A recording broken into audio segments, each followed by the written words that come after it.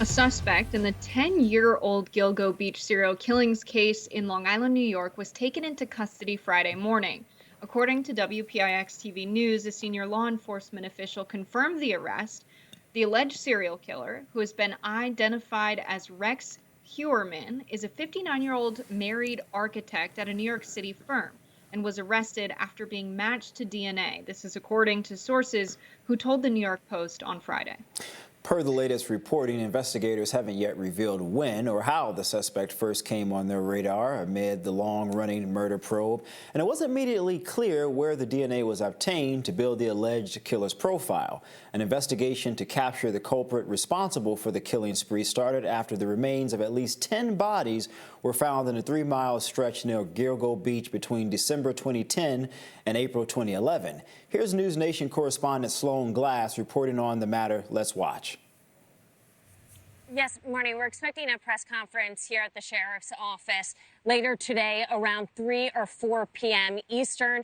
We also have cameras set up at the courthouse in case that suspect makes his way in. This is all developing this morning, a major breakthrough, as you've said, that police have been working on, confounded by for more than a decade. This serial killer, the Long Island serial killer's first victim, could date back to 1996, or as we've recently learned, even earlier.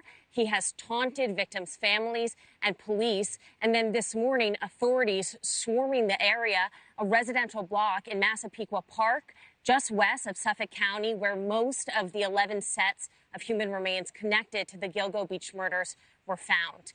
This map shows the 3-mile-long stretch along a scenic coastal road in Long Island, New York, where the victims were discovered between December 2010 and April 2011.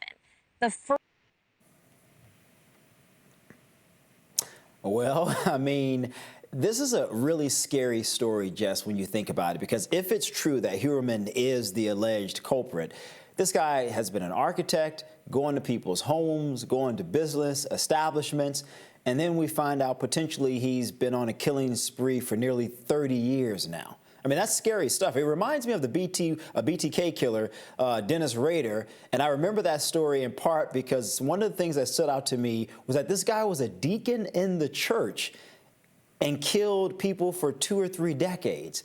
A deacon in the church. I mean, it just seems like a story that you can't make up. Yeah, a really shocking story. We covered a story not so long ago on having DNA evidence from Ancestry.com lead to someone being arrested in a murder case that was unresolved. So very curious what went down here. Where did the DNA come from that they got from Heuermann to attach him to these cases that are over 10 years old? It's just really shocking to have an arrest in a case that is this old. Now, who he was as a person, I mean, we've seen a lot of guys become serial killers who live a double life, have a normal life, married, kids, stable job. But a lot of people who were his neighbors did say that his house was not kept well, that he seemed like a businessman, seemed very successful, but his yard remained unkempt. So they had some questions about him, never got to know him as a neighbor, and were shocked to find that the person living across the street was in fact an alleged serial killer. Just really shocking information. And a case that's an interesting one also, because it's similar to cases in the past of Steve Wright or Gary Ridgway, in that a lot of these victims were actually sex workers. And of course, mostly women, 9 women, a toddler, and a man. So just a really shocking case. And his wife showing up to the courthouse, to me as a woman, is shocking as well, always, when you have the spouses of people accused of these heinous crimes showing up to the courthouse in support. Yeah, I mean, I think you do see a consistent theme, Jess, in serial killers going after people that they think most of society has sort of forgotten about. I mean, remember Jeffrey Dahmer went after mostly men of the LGBT community, mostly men of color. And at the time, during the 80s, you know, no one really cared about that particular group. You had the AIDS, HIV crisis going on. And so it sort of created a perfect storm for him to get away with so many murders. And fast forward potentially to this guy. We don't know necessarily if he is the culprit or not. But you have a case going back potentially to 96, maybe even before 96, typically going after women that most of us don't think much about. Most of the public opinion on sex workers, as you know, Jess, is pretty negative for the most part. And so I'm not surprised that if he is indeed the individual behind these murders, that he went after a group of people that most of us just typically don't think a lot about in our society. And it's that continuous pattern with serial killers going after the least of these. But I think, in my opinion, what it shows, Jess, is that we probably need to start to pay more attention for people who find themselves in the sort of work of sex working or maybe drugs, or whatever the case may be, where they find themselves dealing with people who could potentially lead to harm, maybe even taking their lives. And I think if we were to put more of a spotlight on this type of work, then maybe it would be harder for serial killers to get away with killing these people with such ease. Right. Yeah. I don't think it's a good approach to criminalize, drug use and sex work. I think we have a tendency as a society to paint people who are doing things that are labeled criminal acts. Whenever you give someone then the label of criminal, we see them as kind of less than human.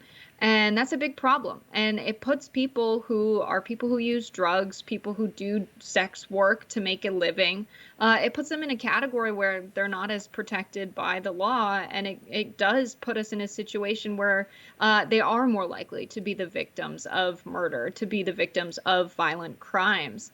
There's a statistic out there that people who do sex work in the United States have higher levels of PTSD than people who have served in the Army. And so violence against women is a huge problem in the United States. And perhaps there's a better solution other than criminalizing sex work to deal with this situation. And I think criminalizing sex work puts sex workers in a more dangerous position. Even if you don't like it, you don't support it for whatever reason, when you think about it happening and the consequences of it being criminal, is this something that actually reduces the prevalence of whether it's drug use or sex work in our society? To put people in jail and punish them because of it, that's a consideration we need to make.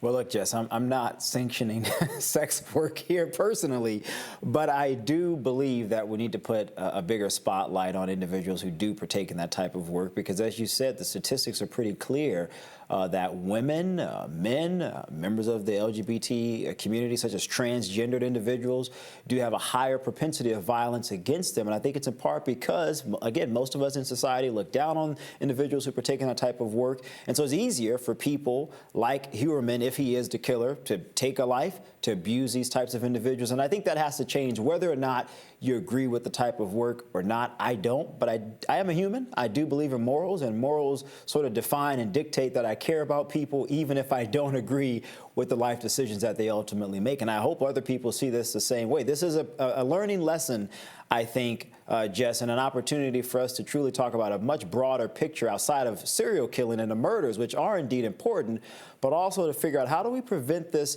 from happening? I mean, think about this, Jess.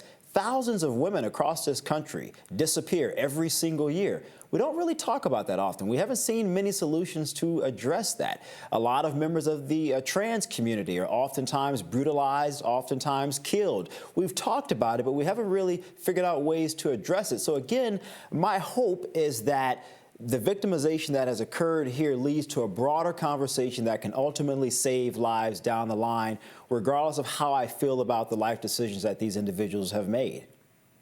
Yeah, I think cases like this make it time for us to revisit this stigma we have around violent crime in the United States, especially considering the political narratives that it tends to be men of color that are the perpetrators of violent crime in the United States, and our undue focus on gang violence when we see overwhelmingly serial killers being white men, mass shooters being white men. I think it's time to readdress that stigma and really consider who is committing the most violent and heinous crimes in the United States. I think it's time to revisit that stigma and question it. No, I think you're right, but what it also tells us, Jess, is that violent crime isn't regulated to people in poverty. Here is someone who's an architect, presumably making a pretty substantial amount of money from everything that I could find on the internet about him. I mean, he had an office in New York on Fifth Avenue. And for those of you who are not familiar with Fifth Avenue, well, let me tell you, it is an expensive place to have a property. And so whether you're black, white, rich, or poor, clearly, Jess, we're all susceptible to the worst aspects of the human condition. Yeah, I think that's a really good point. Unfortunately, that's it for us today.